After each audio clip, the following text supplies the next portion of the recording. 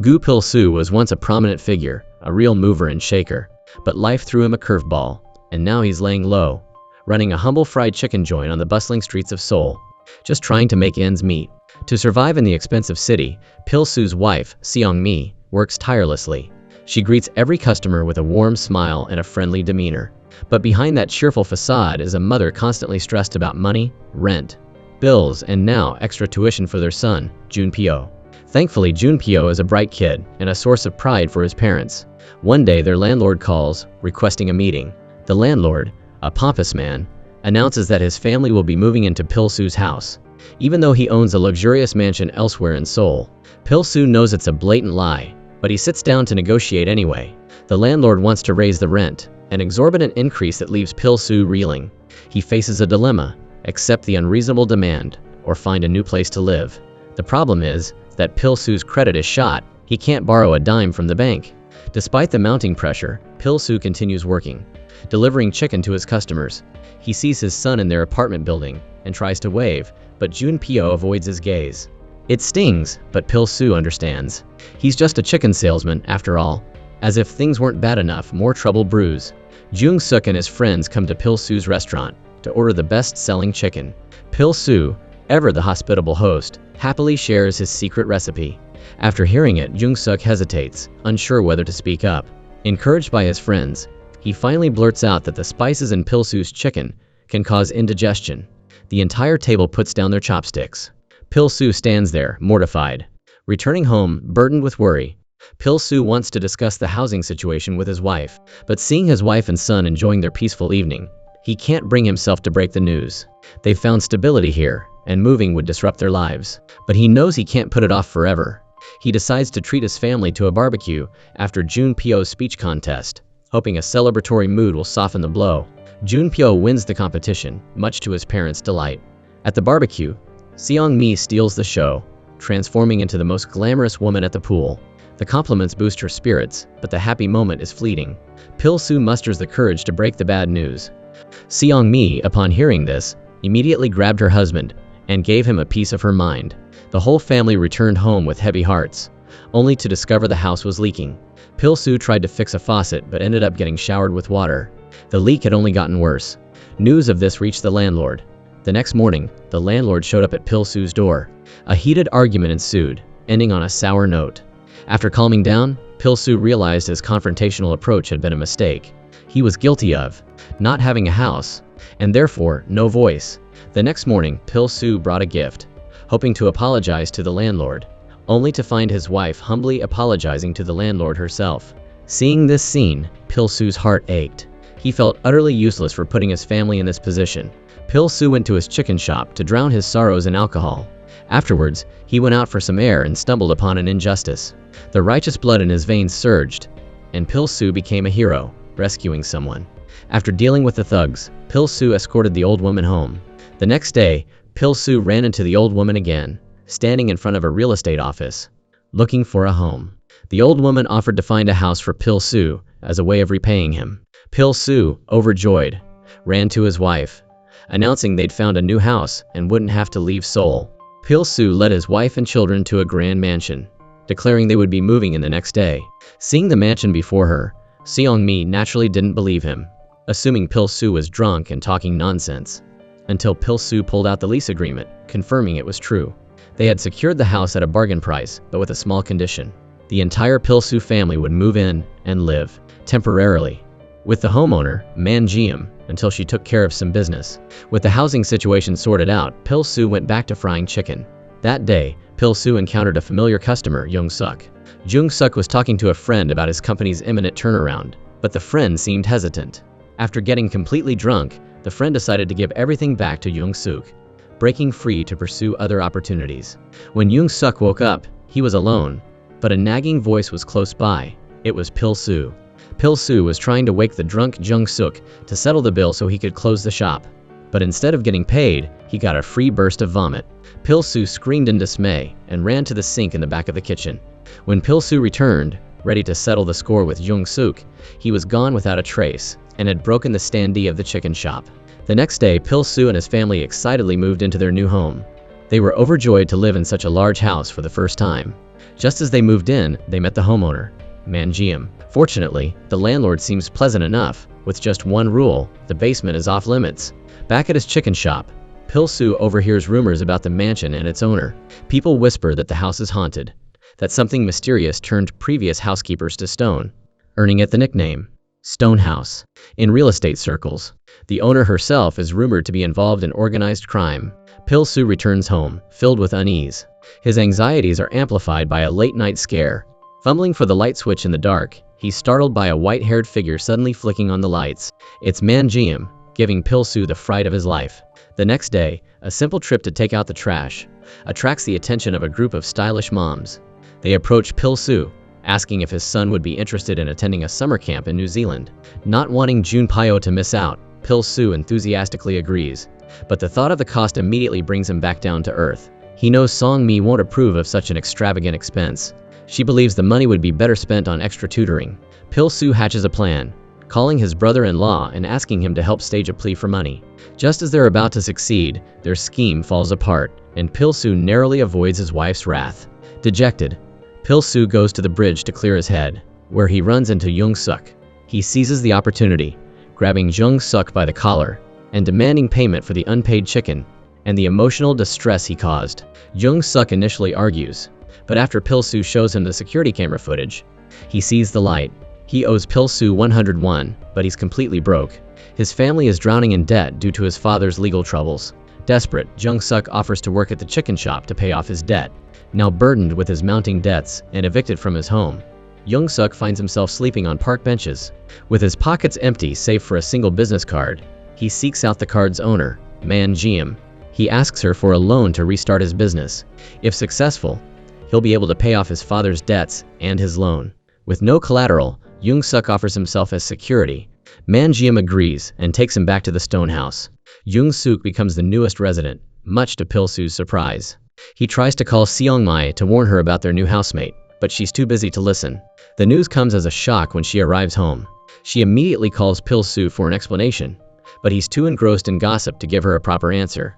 The real estate agent fuels Gupil Su's anxieties further with another chilling story about the stone house. He mentions a pine tree in the backyard, a place Man forbids anyone from approaching. A housekeeper who disobeyed this rule vanished without a trace. Gupil Su freezes. There is a pine tree in the backyard.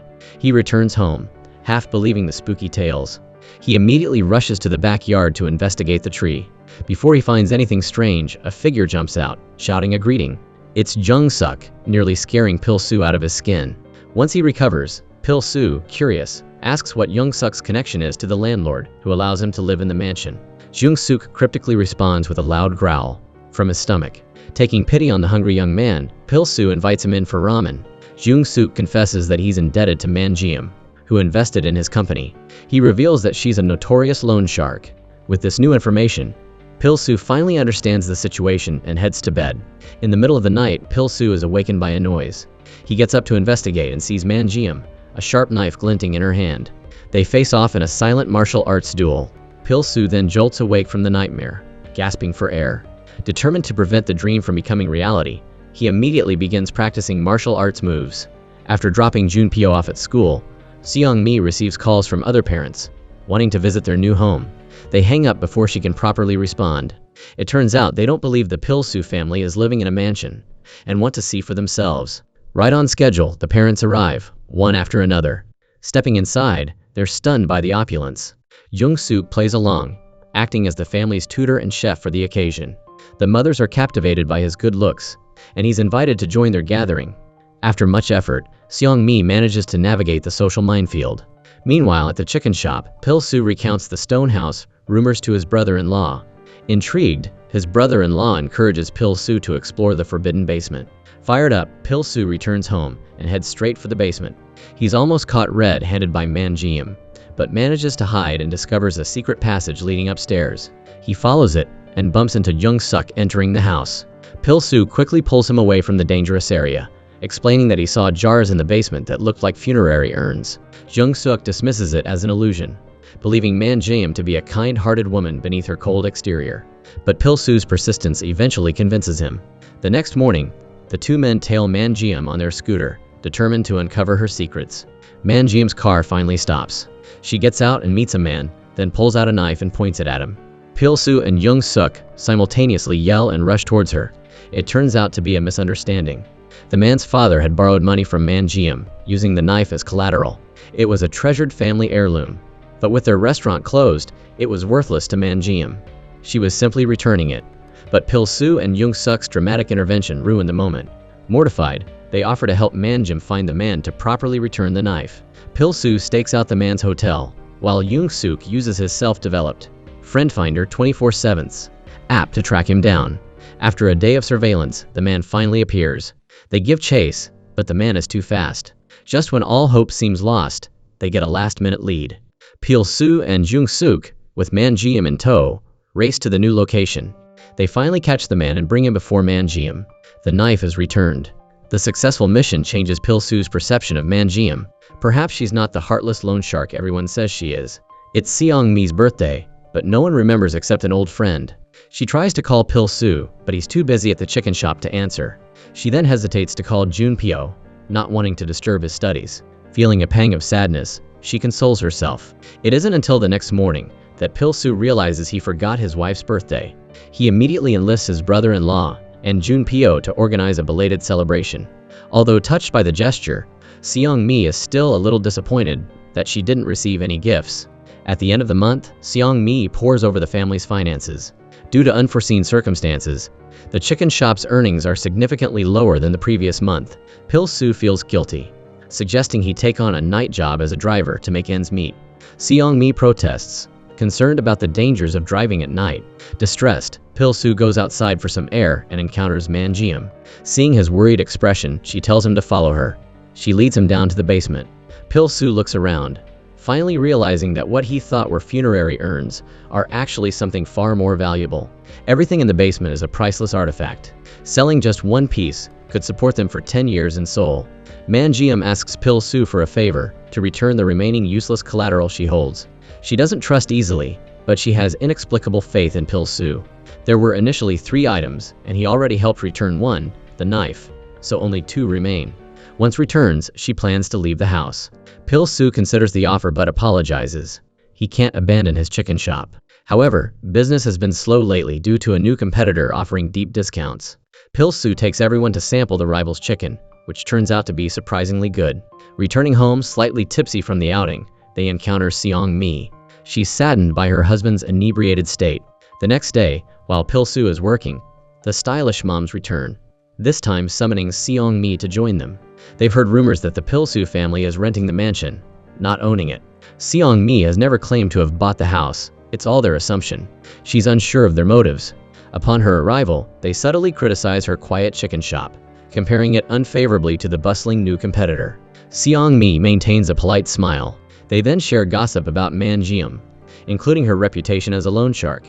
Seong Mi is shocked, especially since Gupil Su kept these rumors from her. Jung Suk informs Gupil Su about the conversation. Arriving home, he finds Seong Mi drinking alone. She confronts him about living in a loan shark's house. Gupil Su apologizes, explaining that he wouldn't have moved in had he known. He then blurts out, wondering if she regrets marrying him. A heavy silence falls between them. Gupil Su leaves, and Seong Mi quietly weeps. At the chicken shop, Gupil Su encounters a customer.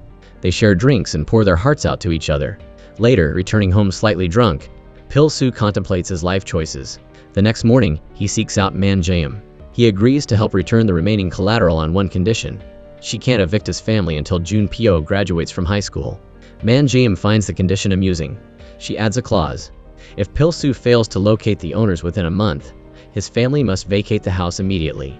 She signs without another word. Gupil Su is startled, but it's too late. He follows her to see the next item, a brand new pair of shoes. Gupil Su begins his search, but it proves difficult. The shoe owner has moved. He returns empty-handed to Man Jiam. She suggests he enlist help. 2 heads are better than 1. She recommends Jung Suk, sensing their compatibility. As if on cue, Jung Suk appears. The 2 go to see Man Jiam. She holds up a 300 million won check and dramatically tears it in half. She gives one half to Jung Suk as a down payment. If they find the owner, he gets the other half. Money, it seems, can buy anything, even people. The next day, the duo begins their search. Gupil Su opts for the old-fashioned approach of distributing flyers. Jung Suk scours social media, convinced the owner must have an online presence. Their efforts feel like searching for a needle in a haystack. They drown their sorrows at the chicken shop, joined by a regular customer, Yoon-ho. After a few drinks, Jung-suk excuses himself. Yoon-ho stays, sharing his midlife woes with Gupil Su. He's reconnected with his first love, but she's married with a child. It turns out, his first love is Seong-mi. After consoling the heartbroken Yoon-ho, Gupil Su closes up shop and sees Junpyo with a girl. His paternal instincts kick in, but instead of scolding, he's happy his son has made a friend. The shoe search continues. Jung-suk, after close examination, discovers they are handcrafted by a specific artisan. He rushes to find Gupil Su, only to find Seong-mi trying on the shoes. She assumes they're a gift from her husband. Gupil Su struggles to explain their origin. Jung-suk arrives just in time, claiming the shoes are his, intended for his girlfriend. He'd given them to Gupil Su as collateral for a loan. With the shoes recovered, they head to the artisan's workshop. Thanks to their impressive acting skills, they manage to get the shoe owner's contact information. But he's moved again. After a long, fruitless day, they return to Manjeom, ready to complain. She silences them with a single piece of paper. The next day, they return to the neighborhood, their search renewed. This time, luck is on their side. They effortlessly encounter the shoe owner's son. The boy, grateful for their earlier protection, takes them home to thank them. Gupil Su is overwhelmed by the state of the messy apartment. The boy's father works long hours and has little time for housework. Gupil Su's paternal instincts kick in. Leaving Jung-suk behind, he goes shopping for groceries to cook the boy a meal. Mid-preparation, Seong-mi calls, saying she's coming to the chicken shop. Gupil Su abandons everything, leaving Jung-suk in charge and racing back. If Seong-mi discovers he's neglecting the shop, he's toast. Jung-suk cooks, cleans the apartment, and cares for the boy. The next morning, Gupil Su arrives to find a spotless apartment, and the shoe owner passed out on the floor. Manjeom arrives as well. The shoes are returned, and they prepare for their next task. More good news arrives. Seong-mi has made a 2.5 million won profit from her stock investments. She rushes to the chicken shop to celebrate with Gupil Su. They leave to celebrate and bump into Yoon-ho. He's surprised to learn Gupil Su is Seong-mi's husband, and she's equally surprised by their connection. The encounter leaves both Seong-mi and Yoon-ho with mixed emotions. The next day, Gupil Su and Jung-suk embark on another mission to find a picture of the boy's mother. Once obtained, Jung-suk uploads it to his friend Finder, 24/7 app. Just as they're about to leave, Jung-suk accidentally causes a woman to sprain her ankle. Gupil Su, out of obligation, fills in for her as a dance instructor. He charms the class with his unexpected talent, while simultaneously promoting Jung-suk's app. Jung-suk is grateful. Thanks to the app, photos of the boy's mother pour in. Jung-suk's creation gains popularity. The boy, moved to tears, hugs his father upon seeing the pictures. It's the first time he's seen his mother. Gupil Su returns home, wanting to ask Manjeom about the final piece of collateral. But she's nowhere to be found. He checks the basement, but she's not there either. As he comes upstairs, he finds Seong-mi watching him. She's convinced he's hiding something. Manjeom forbade anyone from entering the basement, yet he was down there casually. Will Gupil Su's secret finally be revealed? Picking up from the last episode, Seong-mi suspects her husband is up to something. Faced with her questioning, Gupil Su feigns innocence, claiming mere curiosity. He tells her there's a locked room in the basement, but he doesn't know what's inside. Seong-mi, though suspicious, decides to let it go. Meanwhile, Jung-suk, while waiting for Manjeom to reveal the final collateral item, returns to developing his friend Finder 24/7 app. After his friend's departure, he found two new partners, Hyun-soo and Seul-ki, through the app. They form a team, aiming to secure VC Genie's project of funding. They need a quiet place to strategize. Jung-suk chooses Gupil Su's chicken shop, a sad but practical choice. He proposes a collaboration. They can use the shop before opening hours in exchange for tutoring Junpyo. Gupil Su readily agrees. The meeting begins in silence. After reading the contest rules, everyone becomes contemplative.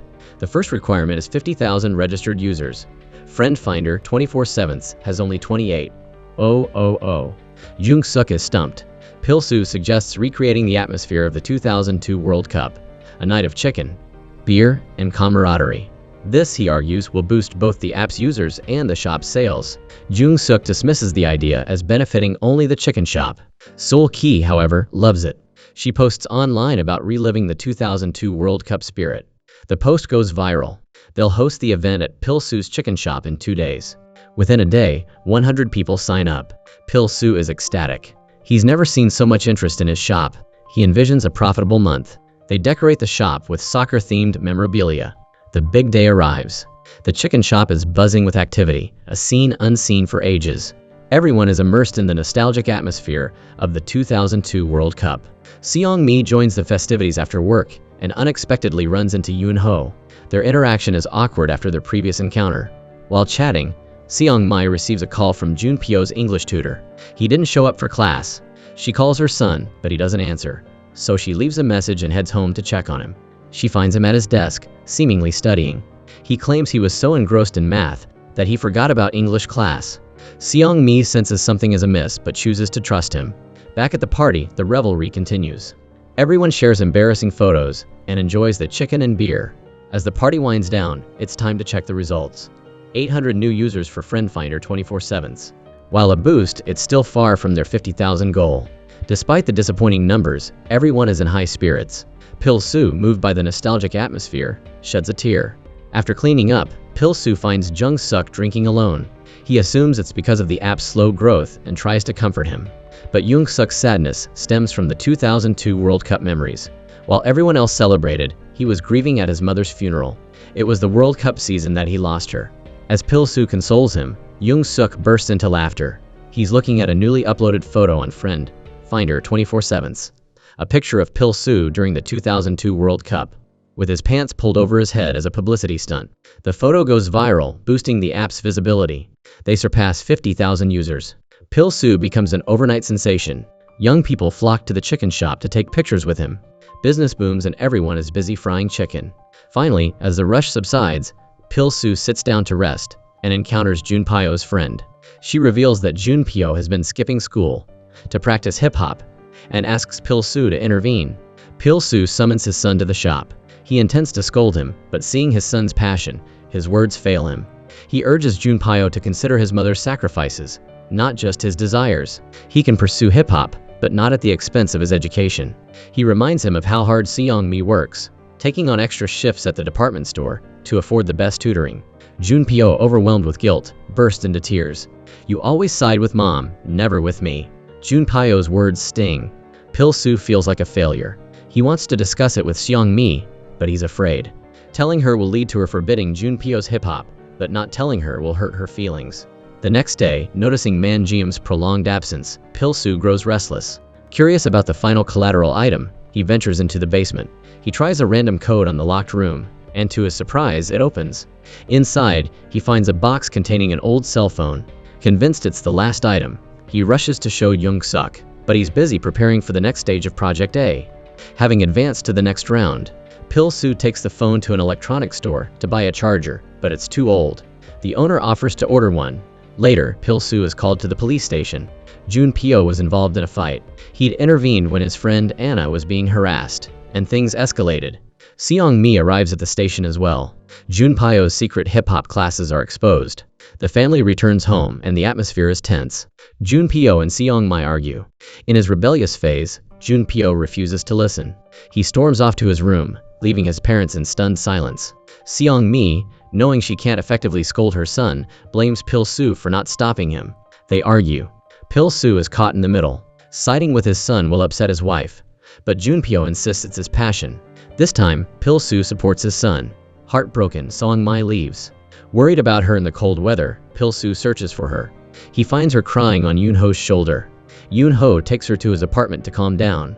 After composing herself, Seong-mi leaves and runs into Gupil Su. He removes his jacket and drapes it over her shoulders, leading her home. Seong-mi, lost in thought, can't sleep. She goes outside for some air, questioning her parenting choices. The argument has created a rift between her and Junpyo. Gupil Su feels the chill between them. Seong-mi secretly follows Junpyo to his dance studio. Seeing his joy, she feels a pang of guilt. Perhaps she was wrong. Today is Gupil Su's interview with Jung Suk's team. Due to a shortage of personnel, Gupil Su reluctantly becomes their CEO. Despite his awkwardness, his sincerity impresses the judges. Jung Suk showcases Friend Finder 24/7's potential. Gupil Su returns to the chicken shop and encounters the electronics store owner. The phone is revived with a new charger. The owner's name is So-jun. Gupil Su calls the contacts listed and discovers that So-jun committed suicide. He had a son, but no one knew the boy's whereabouts. Meanwhile, Seong-mi visits Junpyo's dance studio again. this time encountering Anna. Anna is also a bright student who negotiated with her parents top grades for 3 years in exchange for 3 years of freedom to pursue her dreams. Junpyo overhears their conversation and walks away, ignoring his mother. Anna scolds him, challenging him to convince his parents like she did. Junpyo returns home, unsure how to approach his mother. He finally musters the courage to apologize, promising to stop skipping school. Seong-mi relents, allowing him to pursue his passion. They reconcile with a hug. While delivering chicken, Gupil Su hears from the stylish moms about Yoon-ho and Seong-mi's connection. Back at the shop, he recalls Yoon-ho's stories and realizes Yoon-ho's first love is his wife. Speak of the devil and he shall appear. Yoon-ho arrives, admitting that Seong-mi is an old classmate. Gupil Su, feeling territorial, invites Yoon-ho to their home, wanting to show him who the real husband is. He then realizes he hasn't consulted Seong-mi.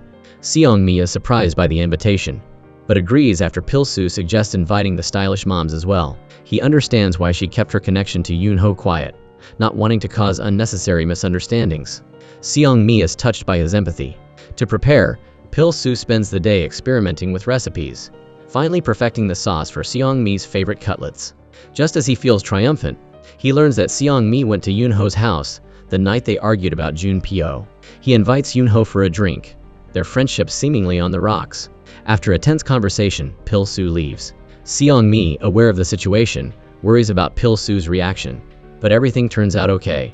She realizes how much he cares for her and their family. First love is just that, first love. Her husband and family are her priority now. The next day, Gupil Su visits Jung-suk and stumbles upon a family photo on his computer. He's speechless with shock. The boy in the phone matches the boy in the photo. Jung-suk's mother owned the phone. Gupil Su immediately calls Man-jeom, but she doesn't answer, so he leaves a message. She calls back immediately. She wasn't ready to return the phone. The time wasn't right. She admits her culpability in Jung-suk's mother's suicide, blinded by greed and pushing their family to the brink. She also informs Gupil Su that her temporary stay is over, she's moving out. Gupil Su is burdened by this revelation, worried about Jung-suk's reaction. Unbeknownst to him, Jung-suk is right behind him, about to surprise him. Thankfully, he didn't overhear Gupil Su's muttered words. Jung-suk shares exciting news. Friend Finder 24/7 will launch a delivery feature, addressing Gupil Su's high delivery cost problem, which has been deterring customers. Gupil Su can post delivery requests on the app, and restaurants can pay drivers with shop vouchers. Gupil Su is thrilled. To expand the feature, they need more restaurants on board. Gupil Su takes Jung-suk around the neighborhood, pitching the idea. 8 restaurants sign up. Just then, Gupil Su receives a new order, but no one is available to deliver it. Jung-suk takes the order himself. Back at the house, Jung-suk enlists Gupil Su's help in developing a new sauce to expand the chicken shop's menu and attract more delivery orders. He creates a creamy sauce, and everyone loves it. Orders increase, and the delivery feature gains traction. Gupil Su returns home to retrieve his forgotten phone and finds the house ransacked and a group of people gagged. The intruders are Man-jeom's former henchmen. Despite his best efforts, one escapes. Jung-suk arrives just in time to see the dropped phone. He opens it and sees his family photo. He confronts the remaining intruder, demanding to know how he has the phone. The intruder reveals that Man-jeom was responsible for his mother's death. By the time Gupil Su returns, the police have arrived and arrested the intruder. Man-jeom, alerted to the situation, returns home. Jung-suk confronts her, then storms off. Gupil Su chases after him, catching up at the beach. They sit down to talk. Gupil Su urges Jung-suk to calm down, reminding him of Project A and their team. Jung-suk regains his composure and returns to the stone house to work. They need a plan to secure funding for Friend Finder 24/7. The team asks Gupil Su to present the delivery feature's advantages from a business owner's perspective. He agrees, he is the CEO after all. On the day of the pitch, Gupil Su, seeking good luck, dons his legendary pants-on head look. Overcome with nerves, he runs to the restroom, bumping into Yoon-ho. They exchange pleasantries, and Gupil Su excuses himself to prepare. Perhaps thanks to the lucky red pants, Jung-suk's team delivers a successful pitch. The results will be announced in a few days. To celebrate, Gupil Su treats everyone to a Korean BBQ. During the meal, Hyun-soo mentions seeing someone taking pictures of Gupil Su and Yoon-ho together. Gupil Su dismisses it as a fan of the World Cup event. Gupil Su and Jung-suk leave together. Gupil Su feels a renewed sense of youthful energy, grateful to Jung-suk for rekindling it. The generational gap disappears. They become true friends and partners. Project A nears its conclusion. The judges are torn between Friend Finder 24/7's and another app, Golden Cupid. Both have potential. Yoon Ho favors Friend Finder 24/7's, displeasing director Cha. She meets with Golden Cupid's developer, Min Jae, to strategize. He provides photos of Yoon Ho and Seong Mi together, as well as a picture of Gupil Su shaking hands with Yoon Ho. These photos will be used to accuse Yoon Ho of bias and oust him from VC Genie. Director Cha presents the photos to Yoon Ho, framing it as an attempt to protect him. But it's a thinly veiled threat. If Golden Cupid doesn't win, the photos will be leaked. But karma is swift. Golden Cupid users accuse the app of being a scam, with one woman encountering a con artist through the platform. Min Jae, aware of the issue, silenced the victim, fearing the scandal would jeopardize Project A. The news spreads rapidly. Min Jae desperately seeks help from director Cha, but she abandons him, leaving him to face the consequences. It's sink or swims for Min Jae. Innovates or retire to a life of fish farming and gardening. Meanwhile, Seong Mi notices Man Jeom acting strangely. She goes to her room to inquire, but Man Jeom takes her, and Gupil Su, to a different location, the marketplace where her loan sharking career began. Man Jeom reveals she doesn't have much time left. She's returned to this place to live out her final days. It's where she started, so it will be where she ends. Gupil Su, angered, urges her to go to the hospital, but she insists it's futile. She's been, but there's nothing they can do. She asks them to keep her illness a secret from Young Suk. Back at the chicken shop, Gupil Su is stunned. The once empty restaurant is now packed with customers. The Friend Finder 24/7's delivery feature has put his shop on the map. He's amazed by the turnaround, dreaming of expansion and success. Returning home, he finds Man Jeom gazing at the moon. He shares his desire to help underprivileged children. Man Jeom has a bold idea. The next day, Jung Suk and his team anxiously await the contest results. They've won. They celebrate with hugs and cheers. Gupil Su, hearing the commotion, joins in the joyous dance. As CEO, he's ecstatic, running around the house proclaiming their victory. Meanwhile, Min Jae is devastated by his loss. He confronts director Cha, but she's powerless to help. Refusing to accept defeat, he uses the photos to blackmail Yoon Ho's assistant, Alex. Alex approaches Gupil Su, hoping he can contact Yoon Ho. But Yoon Ho has resigned and disappeared to protect Friend Finder 24/7's reputation. Gupil Su confronts director Cha, but to no avail. He struggles with how to tell Young Suk. The next day, they arrive to sign the investment contract. Gupil Su is anxious. Revealing the truth will ruin everything, but staying silent feels wrong. He can't bear to watch Jung Suk sign. But then the unexpected happens. Jung Suk refuses to sign, marking the contract with a large X. He and the company weren't aligned from the start. The competition was just for the experience. Gupil Su is surprised by Jung Suk's move. Before leaving, he also gives director Cha a symbolic X. Back at the chicken shop, he receives devastating news. His old landlord wants to reclaim the building, forcing him to move out once the lease expires. Just as his business is thriving, he faces eviction. He then receives a call from Mr. Yang, an acquaintance of Man Jeom, requesting a meeting. While riding his scooter with Mr. Yang, they see Jung Suk held at gunpoint. Gupil Su rushes to intervene, but the assailant suddenly collapses. Back at the stone house, they find the accomplice tied up. They were trying to rob Man Jeom's safe. The captured man is a former associate of Jung Suk's father. The truth finally emerges. These men were responsible for Jung Suk's mother's death and his father's imprisonment, not Man Jeom.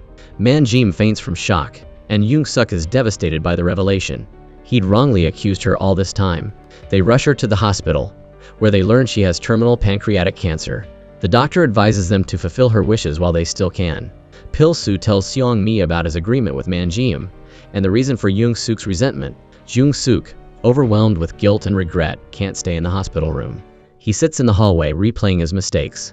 He should have realized the truth sooner. Man Jeom returns home after regaining consciousness. She and Jung Suk have a heartfelt conversation, clearing the air. He now wishes for her to live a long life. He hasn't repaid his debt yet. They decide to fulfill her long-held desire, to live a normal life, free from the stigma of being a loan shark. They use Friend Finder 24/7 to find their friends. And Seong Mi brings the stylish moms to socialize with her. The stone house is filled with laughter and warmth. People's perceptions of Man Jeom change. She becomes known as the neighborhood's friendly face. Man Jeom, witnessing the lively scene, is moved to tears. It's a moment she'll cherish forever. Sadly, Man Jeom succumbs to her illness and passes away. Gupil Su's family and Jung Suk mourn her loss and bid her farewell. Manjum's will is read. She leaves her assets to Pil Su and Young Suk's management. She also bought Pil Su's chicken shop, entrusting him to continue feeding underprivileged children. She caused many tears in her life. Now, she wants him to bring laughter. Overwhelmed by the sudden wealth, Pil Su seeks guidance from the business-savvy Yun Ho. They establish the Manjium Foundation to support underprivileged children and aspiring entrepreneurs. Young Suk's friend finder, 24/7 flourishes, expanding beyond their neighborhood. Pil Su's chicken shop thrives, opening a second branch, with more planned for the future. The film ends with everyone finding happiness and fulfillment. And that's a wrap. Thanks for watching. Don't forget to like and subscribe to Seong Min's channel for more quality videos.